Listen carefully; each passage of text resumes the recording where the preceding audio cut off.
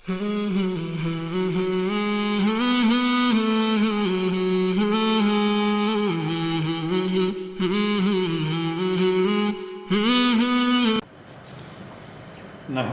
نصلی علی رسولہ الکریم اما بعد فاعوذ باللہ من الشیطان الرجیم بسم اللہ الرحمن الرحیم محترم ناظرین السلام علیکم ورحمۃ اللہ وبرکاتہ۔ سورہ بقرہ کی آخری دو آیات رات کو پڑھنے والے کے لیے ان کا کافی ہونا۔ امام بخاری نے حضرت ابو مسعود رضی اللہ تعالیٰ عنہ سے روایت نقل کی ہے، انہوں نے بیان کیا کہ نبی کریم صلی اللہ علیہ وآلہ وسلم نے ارشاد فرمایا کہ جس شخص نے رات کو سورہ بقرہ کی آخری دو آیات پڑھی اور اس کے لیے کفایت کر گئیں، یعنی اس کے لیے کافی ہو گئیں، جس نے سورہ بقرہ کی آخری دو آیات پڑھی، آمن الرسول بما انزل علیہ من ربہ والمؤمنون سے سٹارٹ ہوتے،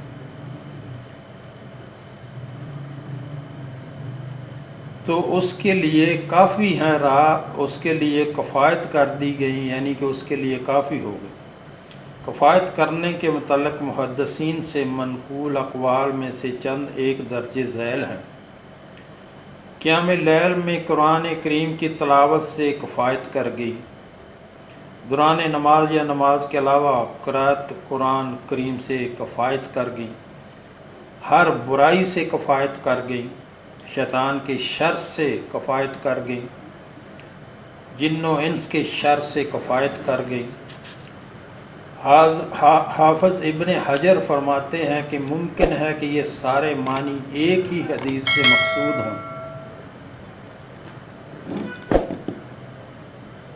3 رات تک پڑھے جانے والے گھر سے شیطان کا دور ہونا، یعنی جس گھر میں 3 دن تک ہی پڑھی جائے اس گھر میں شیطان داخل نہیں ہو سکتا۔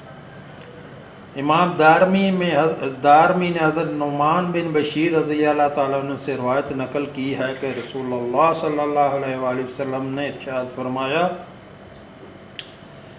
کہ بلا شبہ آسمانوں اور زمین کی تخلیق سے 2000 سال پہلے اللہ تعالیٰ نے ایک کتاب تحریر فرمائی اور اس میں سے 2 ایسی آیتیں نازل فرمائیں کہ ان کے ساتھ سورہ البقرہ کو ختم فرمایا، اور ایسا ممکن نہیں کہ یہ دونوں کسی گھر میں 3 رات پڑھی جائیں اور پھر شیطان اس کے قریب آئے، یعنی یہ دو جو ہے آیتیں سورہ بقرہ کی آخری آیات، یہ 3 دن تک اگر ایک گھر میں پڑھی جائے تو یہ ممکن ہی نہیں کہ شیطان اس گھر میں داخل ہو سکے۔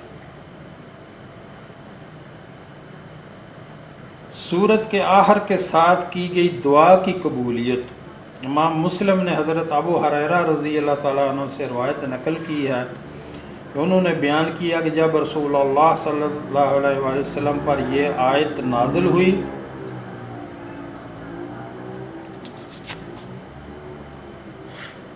للہ ما فی السماوات و ما فی الارض وان تبدوا ما فی انفسکم و تخفوہ یحاسبکم بہ اللہ فیغفر لمن یشاء و یعذب من یشاء واللہ علی کل شیء قدیر۔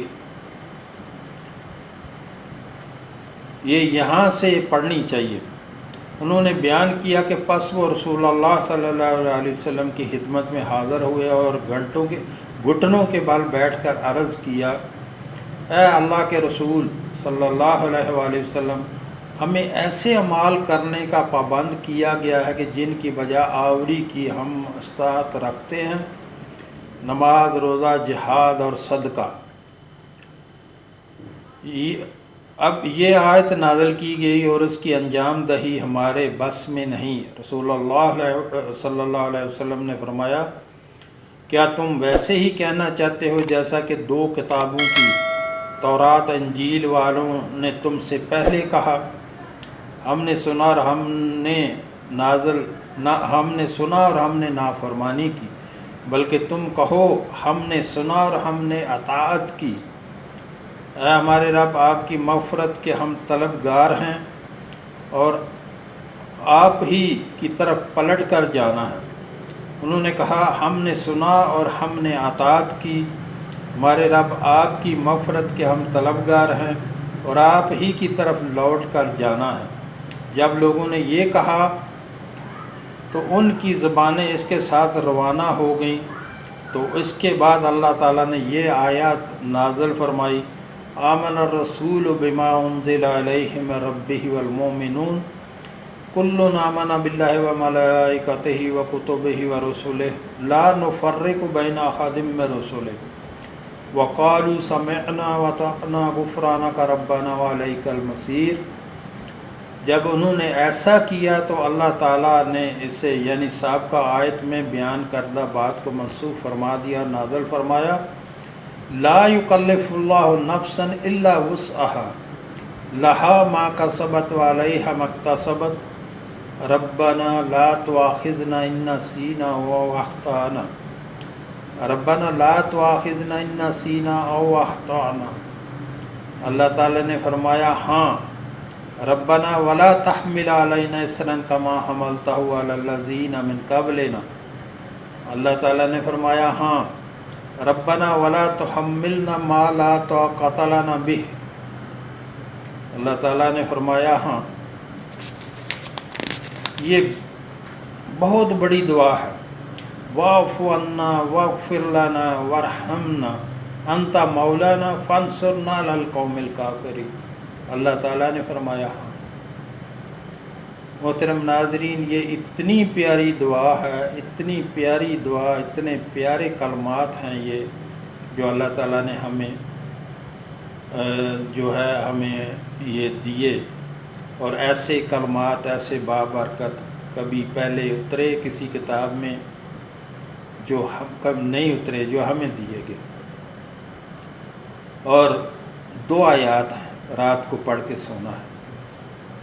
امام مسلم نے حضرت ابن عباس رضی اللہ تعالیٰ عنہ سے روایت نقل کی ہے کہ انہوں نے بیان کیا کہ جب جبرائیل علیہ السلام نبی صلی اللہ علیہ وآلہ وسلم کے پاس بیٹھے تھے تو انہوں نے اوپر کی جانب سے آواز سنی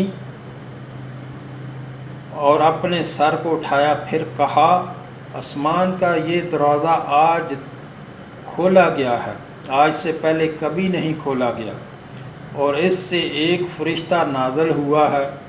انہوں نے مزید کہا یہ فرشتہ زمین پر نازل ہوا ہے اور آج سے پہلے کبھی نازل نہیں ہوا۔ اس فرشتے نے سلام کیا اور کہا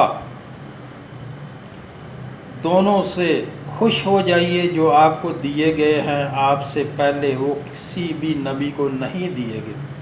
یعنی جبریل علیہ السلام رسول اللہ صلی اللہ علیہ وآلہ وسلم کے پاس بیٹھے ہوئے تھے تو ایک فرشتہ نازل ہوا جو کبھی پہلے نہیں آیا، اور وہ اس دروازے سے آیا جو کبھی دروازہ پہلے کھلا نہیں ہے، جو آسمان کا، آ کے وہ رسول اللہ صلی اللہ علیہ وآلہ وسلم کے پاس آیا، اور ان کے ساتھ جبریل علیہ السلام بھی بیٹھے ہوئے تھے۔ تو انہوں نے کہا خوش ہو جائیے اور آپ کو خوشخبری دیتا ہوں کہ جو آپ کو دیے گئے آپ سے پہلے وہ کسی بھی نبی کو نہیں دیے گئے۔ فاتحہ الکتاب اور سورہ بقرہ کا آخری حصہ، آپ ان میں سے کوئی حرف بھی نہیں پڑھیں گے کہ مگر وہ دیے جائیں گے۔ ان دونوں میں سے ذکر کردہ دعاؤں میں سے ہر ایک دعا اللہ تعالیٰ قبول فرمائیں گے۔